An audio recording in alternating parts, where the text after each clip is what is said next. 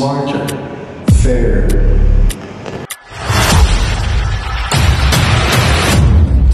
In 2018, the Philippines embarked on a transformative journey by introducing automated elections in the autonomous region in Muslim Mindanao. This pilot run utilized two types of technology: the direct recording electronic voting machines and the optical mark recognition systems, laying the foundation for wider modernization. By 2010, the country achieved a milestone by conducting its first nationwide automated elections using the See, Count, Optical Scan or TICO service. Over 50 million registered voters across the Philippines participated, with 82,200 scanner machines deployed to process and transmit votes electronically. A significant digital divide persists between urban and rural communities, both globally and within the Philippines. Urban centers like Manila and Cebu benefit from strong infrastructures that supports the smooth implementation of electronic voting. In contrast, rural areas face significant challenge in deploying the same technologies. Without addressing these gaps, this can make the rural voters less informed, less engaged, and less empowered. Let us now step into the shadows and explore the hidden dangers that lurks within the digital corridors of voting system. Looking out of the series of struggles the voters may face as they try to cast their ballots, during voting, long lines will be forming early in the morning with some of the voters waiting hours just to reach the line.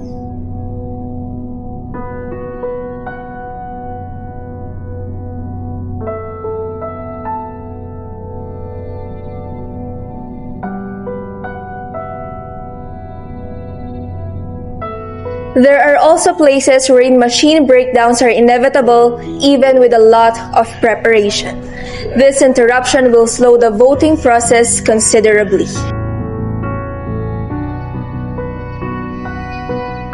Yung naranasan ko, ayaw pumasok ng balot ako. Nakailang try ako, ayaw nang pumasok. Kung di pa siya ayusin, hindi mapapasok ng balot ako, mababaliwala. Sa dami ng bumoboto, hindi natin alam kung lahat ba yun ay tugma sa mga binoto ng tao. So, prefer ko na kung magbibilangan into electronic gamit yung machine, dapat bilangin din siya ng manual eh. Kung magtatali yung manual at saka yung machine, ibig sabihin nun walang pinagkaiba or walang pandulugan na nangyayari. Ayon sa NPC, may sapat silang ebidensya na nagkaroon ng tinatawag nilang Comelec leak sa website ng Commission on Elections o COMELEC. Si Sweden Velado sa detalye. Comelec shocked the nation during the 2016 elections when hackers breached the Commission on Elections or COMELEC website, exposing the personal information of 55 million registered voters. Sensitive data, including fingerprints and social security numbers of overseas Filipinos, were compromised, sparking fears of identity theft and fraud. This incident symbolizes that every election is a battlefield, and in this era, the vote is not just cast with ink. It is defended with vigilance. And at present, technology has rewritten the campaign playbook, turning door knocks into data pins and rallies into real-time streams that meet voters where they scroll. When you're running for office today, you're not just speaking in town plazas and you're speaking to live streams, DMs, and comment sections.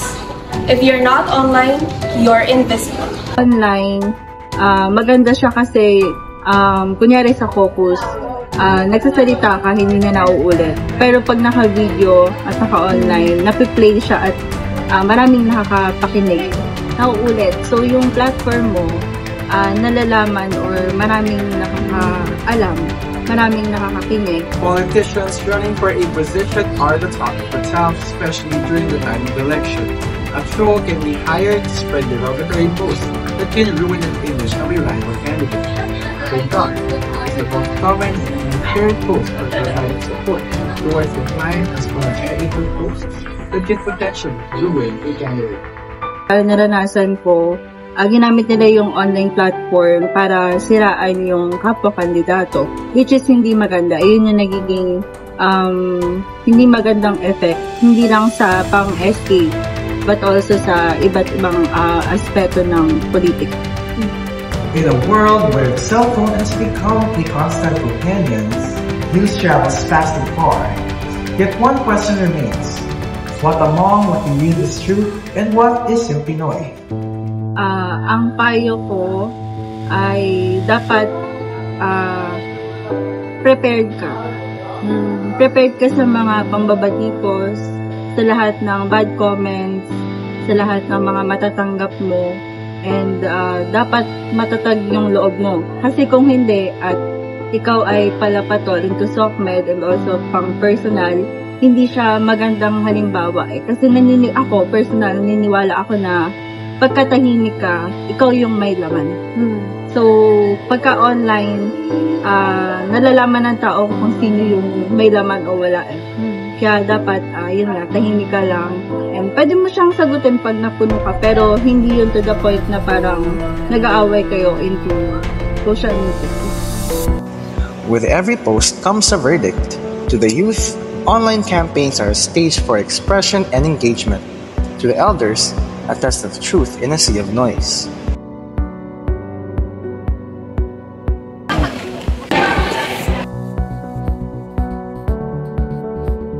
Malaki epekto ng social media kasi doon ko nakikita yung iba't ibang suggestion ng tao sa maraming kandidato. For example, nakapost din sa FB yung mga plano nila. Pag nakafollow ka sa mga pages na makikita mo yung mga plano nila for the future, even yung mga past resolutions na naipasa nila nung umupo sila before. So, nakikita rin yung comment suggestions ng ibang tao, even yung mga comments ng mga nakasama nila nagtrabaho before sa Senado. Nakaka-attach siya kasi marami akong nalalaman. Yung iba fake news, pero yung iba, kapag ni-research mo naman siya.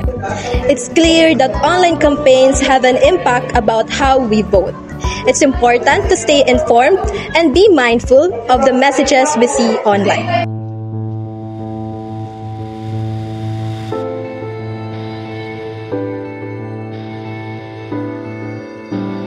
Sana tayo ay matuto sa nakaraan at bumoto para sa ikuunlad ng ating komunidad at para sa mas magandang buhay na naghihintay sa atin sa hinaharap. Tandaan na ang bawat boto ay siya ding nagtatanggal sa ating kinabukasan.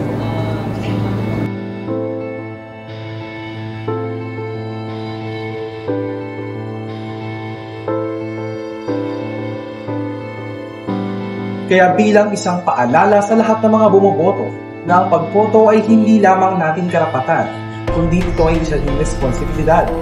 Maging maalam sa pagpili at pagkilala ng ating mga iboboto, intindihin ang pangangailangan at problema ng ating komunidad. Tayo ay bumoto para sa mas magandang kinabukasan.